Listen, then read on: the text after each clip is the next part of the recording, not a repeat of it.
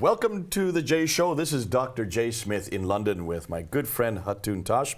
Hello, Jay. We've done an awful lot of material, haven't we? We've worked through an awful lot of historical material, and that's really what we're looking at. So let's go up and let's put on slide. Let's look and see what their conclusions are. And these are the 21st century scholars' criticism. These are their conclusions. And they say Islam as we know it, according to Humphreys, did not exist in the 7th century, but evolved over a period of 200 to 300 years. That makes sense. That makes sense.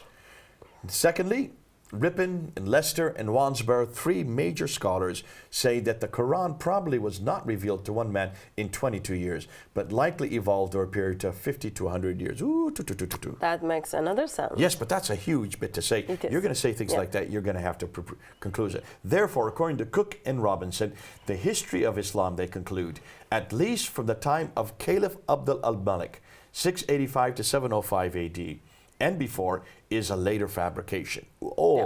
Now we're going to show that, and let's take that conclusion, Hatun. That's going to be a conclusion we're going to work towards, okay? We're going to work towards that conclusion, and we're going to show that it all changes at the time of Abdul Malik. It's because of Abdul Malik, it's because of what he was doing, it's because of what he was constructing, it was because of what he was introducing that we have Islam today. Islam as we know it really began with this man, and we're not the only ones saying it. Cook, Robinson, Ripon, Leicester, Wandsworth, these are big names. These are the men that are saying it. Yeah. And women as well.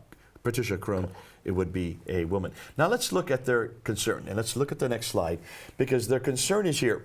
And why don't you, you and I unpack this as we go through.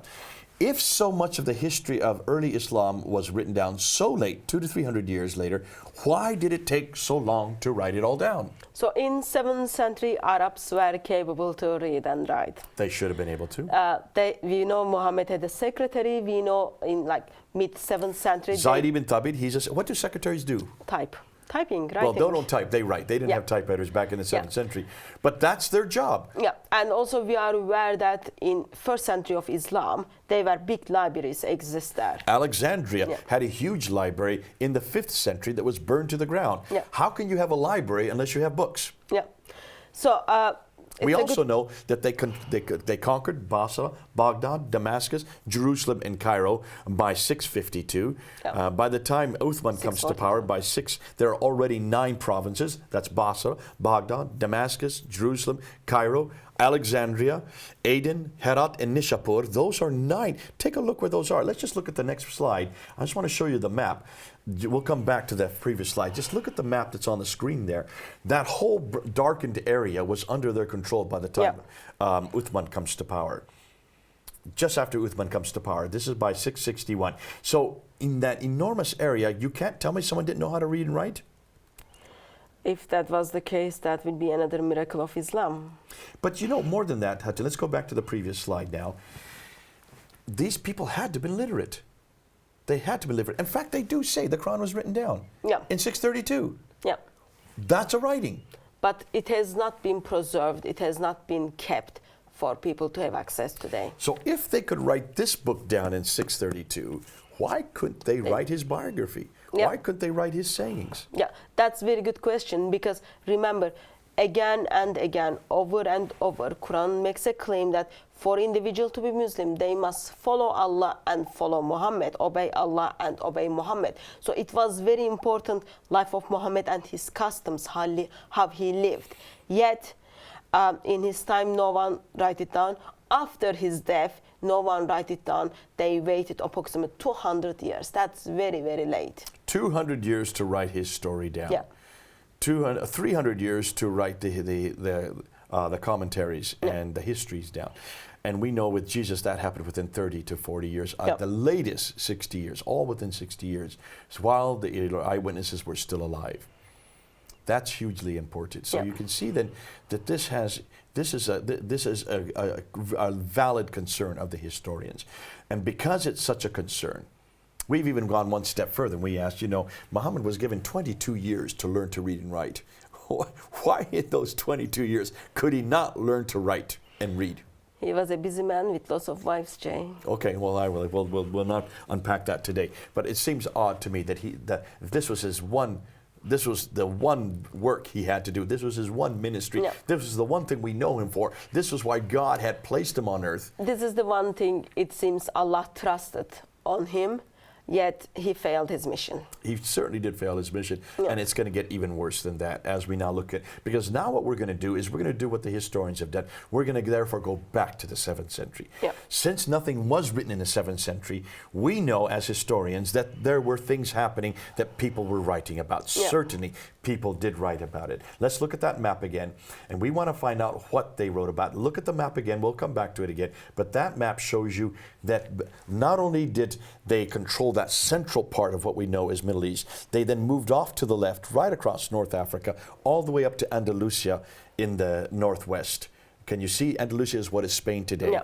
Going the other direction, they moved right across Persia, right over into India, the Mughal Empire. So certainly these Muslims expanded quickly. Yeah. And by the time that Abd al-Malik comes to power in 685, all that swath of land from the Mughal Empire, India over here on the right, all the way to Andalusia on the left. That whole empire from Andalusia over to Mughal Empire, that whole area was under their control. That's a great example, shows us how Islam as a religion of peace. Yes, they expanded by sword. Yeah, this was all done by the sword, all done by conquest. Amazing. This is another elephant in the room that no one wants to talk about. And I would encourage you, if you have a chance, to go read the book Jihad by Paul Fregosi. He goes right through and shows how every one case from the 7th up into the 8th century, it was all by the sword. Yeah. Even including Andalusia. We're going to do a whole series on Andalusia, showing that this was not a benign conquest. This was very much a violent conquest. Yeah. Now, let's look at the main players. These are the main players. Let's look at the slide again. These are the main players that we're going to use. This is their material. Do you know any of these people? Some of them, I read some of their books. Dr. John Wansborough is a well-known at School of Oriental and African Studies. Yep. He was the one that wrote Quranic Studies and Sectarian Milieu. He wrote these books in the 1970s. Yep. And this is the material that started to blow this open. He did what historians and what Muslims have been doing for centuries. He went and looked at the Quran, and he noticed that an awful lot of the places here just don't make any sense. And he noticed a lot of the stories could not have existed in the 7th century in that part of the world, that these stories had been borrowed from much further afield, especially in places like Ctesiphon. They would have been well known in Ctesiphon, which is modern day Baghdad, but that's hundreds of miles away, way up to the north. And he said, this book could not have been written that early. And he says, linguistically and literalistically, when you look at it, would make much more sense if this book were written much later, once the Arabs would have had contact with those stories in those areas. Gerald Hatun, Dr. Hatun was my professor back in the 1990s. I had him in 1994. He was the one that just blew open this for me. I had never heard the stuff he came across. He was telling me that, and in the first first 2 weeks of class, we had about 50 students in our class. And he started unpacking some of this material we're going to unpack. And within 2 weeks, 25 of the students had left. Half the class had left, and they were all Muslims. Or they didn't like what they heard. They didn't like the material that we're going to introduce. Yeah. That was in 1994. That makes sense. We're now in 2017. This is 23 years later, and I still am gobsmacked why this is not being taught all over the world. It was taught by Gerald Hatun. I was one that came across it for the first time 23 years ago. I started using it at the ladder at Speaker's Corner. I got knocked unconscious because of this material. That makes sense, Jay. Dr. Patricia Kroner, she is a... She died last year. She just died last year. She just left us. She was, she read and wrote, she could read and write 15 archaic languages. These are languages that are no longer used today. A real gift to be able to do that. She was at, when I met her first, she was at Oxford University, but she wrote a book called Hagerism and then another book in 1987 called Meccan Trade and the Rise of Islam. That caused such a furore, such anger in the Muslim community. She was given a death threat. So she moved from Oxford, I understand, and moved to Cambridge. And it was at Cambridge where then she started as my first I was my second supervisor. And I did my first debate in 1995 using her material. I went up and saw her the night before, and I went through and I looked at 10 historical challenges. 1995, 22 years ago. And she says, yes, use this, don't use this. Yeah, what about this? She was the one that helped me construct that debate using her material. And I debated Dr. Jamal Badawi in 1995. And those 10 historical challenges we put up on the internet that night. And they still have not been answered. 22 years ago. Dr. Patricia Corona. She then moved to Princeton University, where she ended out her days there as head of department, considered to be one of the most astute scholars in the world today when it comes to Islam, because of the fact that she is such a linguist and is able to go back to the original source. Dr. Andrew Rippin out of Calgary wrote Muslims and Their Beliefs, talks about their practice. One of the things I like about Andrew Rippin is he took difficult material and brought it down to layman's terminology so we can understand it. Yep. Dr. Robert Holland out of Oxford University, now he's no longer there now, but he wrote the book Seeing Islam as Others Saw It. I understand that he reads and writes 18 languages. Wow. So even more than Patricia Corona. Yeah. So he is devastated because both Patricia Corona and Dr. Robert Holland go back to the original sources. They go back to the original languages. They read them in their original languages. Unfortunately, they don't always translate them into English for the rest of us who don't know these languages, but they go and they come to conclusions because of what they read. And that's why he's been such a help in this area.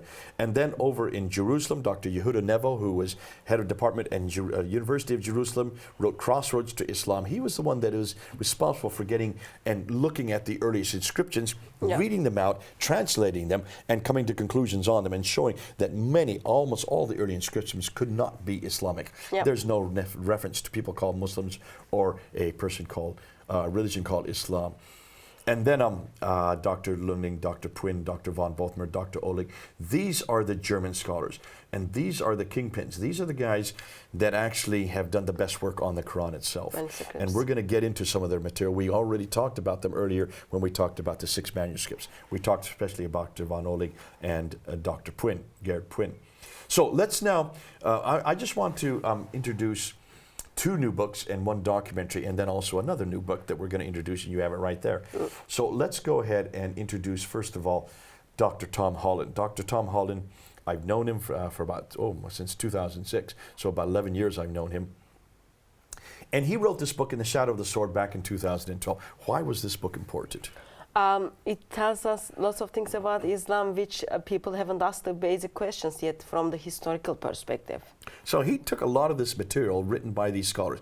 He himself is not an Islamicist. Yeah. He is, actually he got his doctorate in English literature, but he is a historian. And he has written some great bestsellers, Persian Fire, Rubicon. These are all bestsellers. I think he's written 3 bestsellers. And then finally this one, and this has now become a bestseller. So this is the 4th bestseller, In the Shadow of the Sword. He asked the very questions we're asking today, and he does it in a novel kind of form, so it's easy to read. Yet it is devastating because it introduces damaging material all the way through. Now he did a documentary called Islam: The Untold Story on Channel 4 television here in Britain on August 28, 2012 at 9 p.m. I watched that. You've watched it. Yes, we all watched it. It was very, very helpful and different perspective what we heard from Muslims regarding their history. He kept a Muslim scholar with him and kept on feeding. He said, what's your opinion? What's your opinion? Tell us what you think. And this Muslim scholar said, I don't really care. It's almost like, don't bother me with the facts. My mind's already made up. He was almost a laughing stock. It was all I could do to keep from laughing as I listened to how he responded. Well, how could 1.6 billion people be wrong? Was pretty much his only response. And he says, really, that this is just nothing more than poppycock. He didn't take it seriously. I'm not even sure why Tom used him on the show, because it didn't really help. I think he's from Georgetown University, and that's why he was important. Now, they wanted to refilm that. They wanted to show it again in November of 2012. There was such an outcry against it. They didn't show it a second time. So it's never been shown a second time. I guess it will be fair to say Muslims are the only faith people who do not like to talk about the historical critics. Who don't like to ask the questions regarding their faith from the historical perspective. I hope you're listening to that, Muslims. You need to be aware of the fact that what we're saying this to you. This is your history. These are your materials. These are your personages. We're going back to your beginning. And that's why you need to pay attention. But more than that, don't just keep censoring people. Don't say shut them down. This needs to get out into public. You need to hear it. You need to watch it. Watch that documentary. Read that book by Tom Holland. And then you come to your own conclusions. That's all we're asking. Yeah. You come to your own conclusions. But you need to come to your own conclusions. Now we go to Quranic Geography that came out in 2011, which is a kind of a rudimentary book, not as good as the one that's just come out.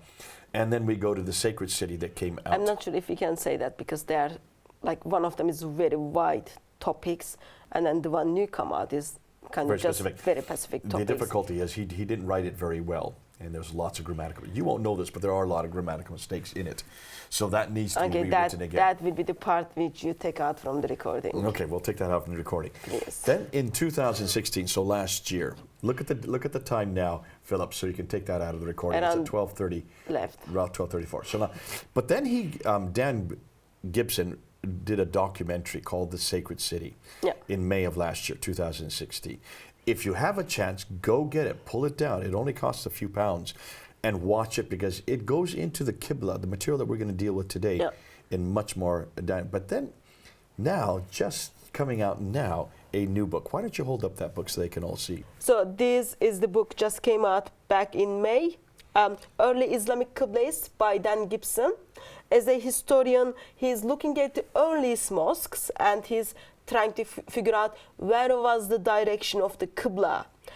He looked at approximately 63, 64 mosques, and he's got amazing conclusions for those mosques. So this has just been out 2 months. Buy it. Now, it is expensive. It's £60. I think for those in America, it's about $60. So actually, you get it cheaper than we do, since it's both in the 60s. But this is, if you can see, and we'll just open it up, it has loads and loads of pictures. It has enormous amount of graphs. Timelines. Yet it's not about the pictures and graphs. Informations in it is essential for Muslims to ask basic questions. It is about the pictures and the graphs. I really like the pictures and the graph. I'm not like Hatun. I like to be shown, so as a layman, exactly how you see, because I'm dumb and I don't understand all these names, dates, places, and certainly all these numbers. So you do need lots of pictures and graphs. So unlike Hatun, who's got a real brain, we do need to have the colorful pictures. Now, this has just been out 2 months. We've now looked at it. We're going to show you some of the material from it. We're not going to be exhaustive because there's more yet to come. He's going to continue to unpack this. But probably, I think, this is the most damaging material that he is coming up with. I believe that this is the Achilles heel of Islam. I believe this is going to destroy Islam. It will destroy the traditional account of Islam because Muslims will give up on their traditional accounts, seeing it is not reliable, and probably we will have lots of Quran-only Muslims. Okay, what I'm going to do is I'm going to start with the conclusions. If you go ahead and put that up on the slide, let's look at the conclusions that they've come to. And we're going to come back to these at the end, but let's start. This is what they have found. So I'm jumping the gun and I'm zipping out there to show you what we're going to work with, and then we're going to unpack each one of these so we can see how they came to these conclusions. This is what the scholars are finding. First of all, that the first Arab inscription referencing Muhammad is not till 691. Hold on a minute. That's approximately 60 years after the death of Muhammad. That's not to say that he didn't exist, okay? Be careful. I've heard many people say, Jay, are you and Hatun saying that he didn't exist? No, we're not saying he didn't exist. We are saying he is mentioned by Arab writings not before 691. Arab writings. You notice Hatun's being very careful to use Arab writings. She's not saying Muslim writings. You can see why in the next bullet point. But first of all, let's get back. First, I ask this. So are there other writings? Are there other references to him in other sources? And the answer is yes. Yes. When we look at the non-Muslim sources or non-Arab sources, we see a man called Muhammad was waging war around 634. And there is a doctrine. Like 2 years after there's a document called the Doctrina Iacobi that is in the British Museum. You can go look at it today. It refers to Muhammad by name, but it's not written by Arabs. This is written by Jews and Christians who are actually confronting Muhammad and don't have very much good to say about him because he is a warrior. But it's interesting, they don't refer to him as a prophet. They don't refer to him about any book called the Qur'an. They don't refer to him as a Muslim, and they don't refer to any religion called Islam. That's what's missing in this document. It only refers to him as nothing more than a warrior. Then you have the writings of Sabaeus in around 660.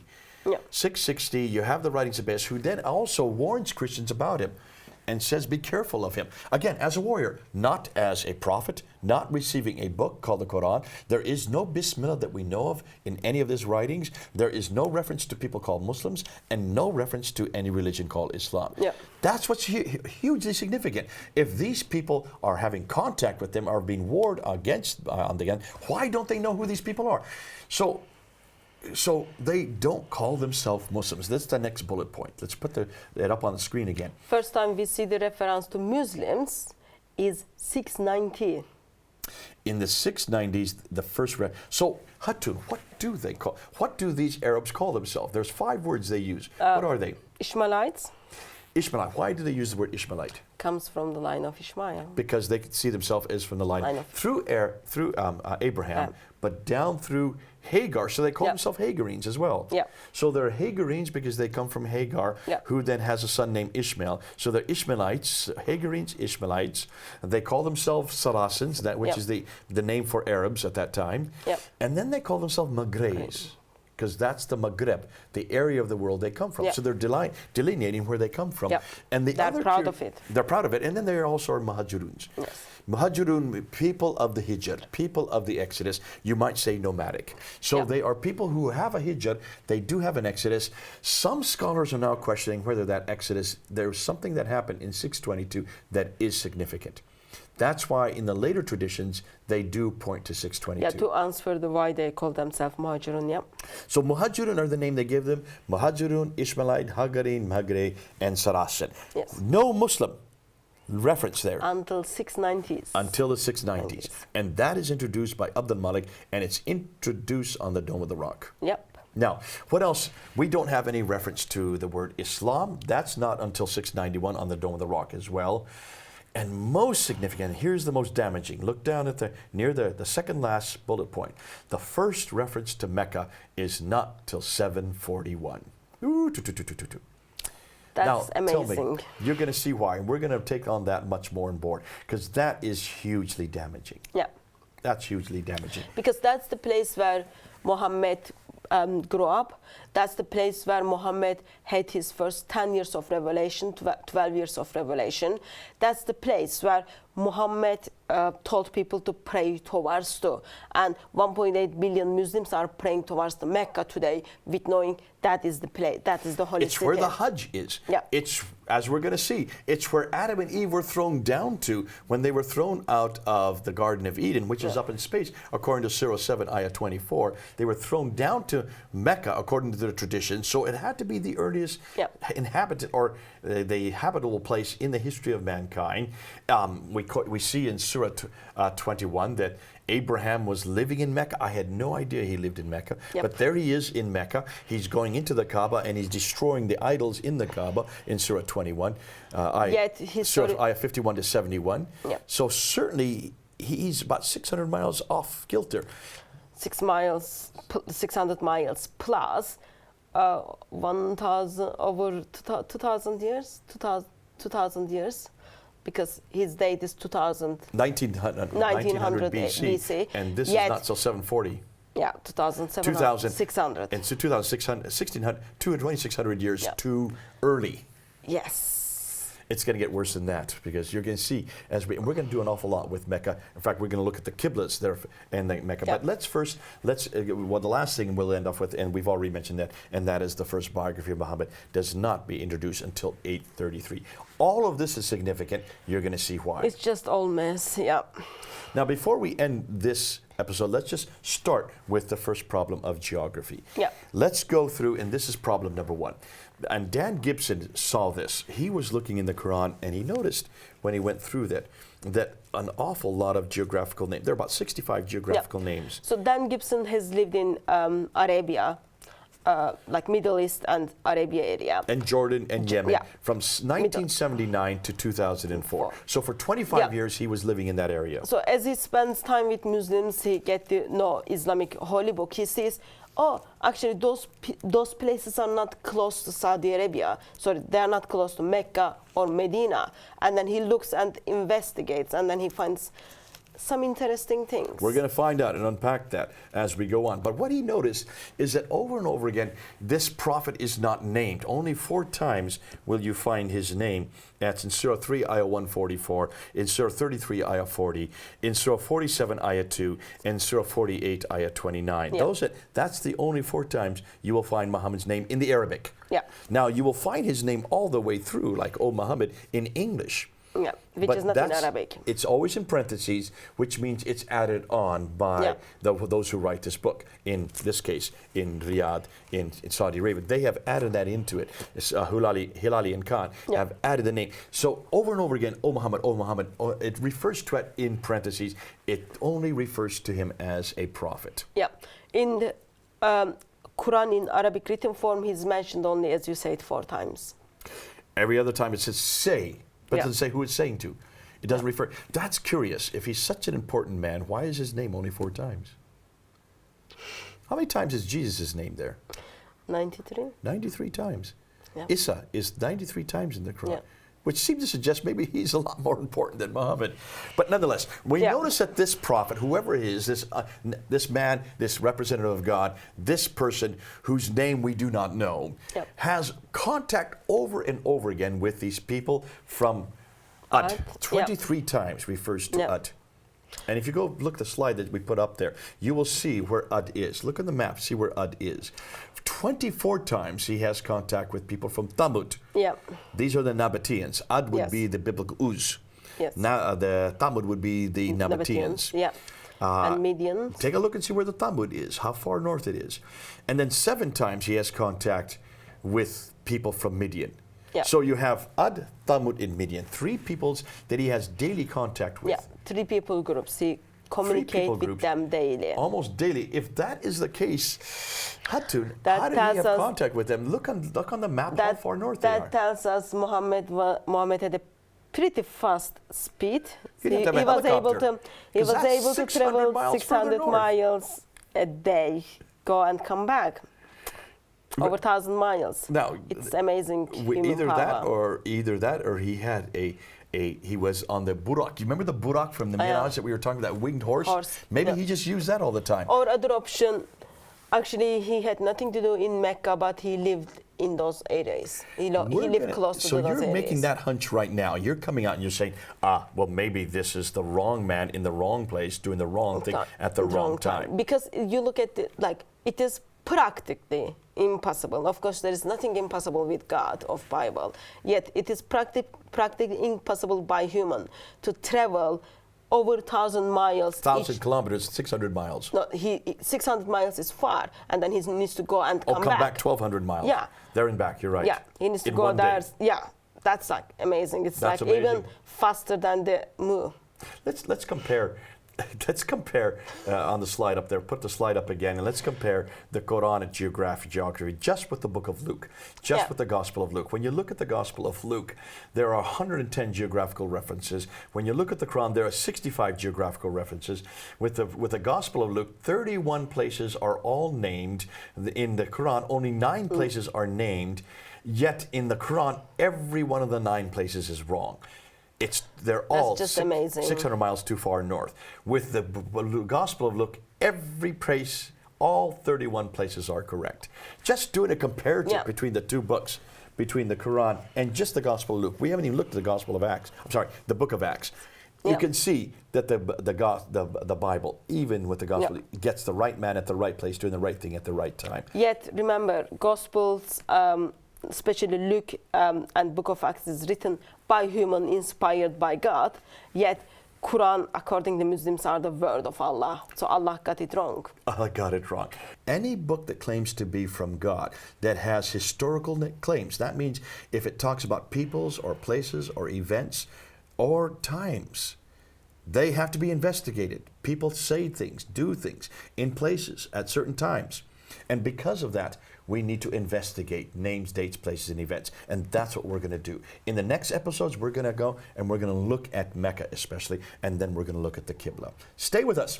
This is Jay and Hatun here in London. Over and out.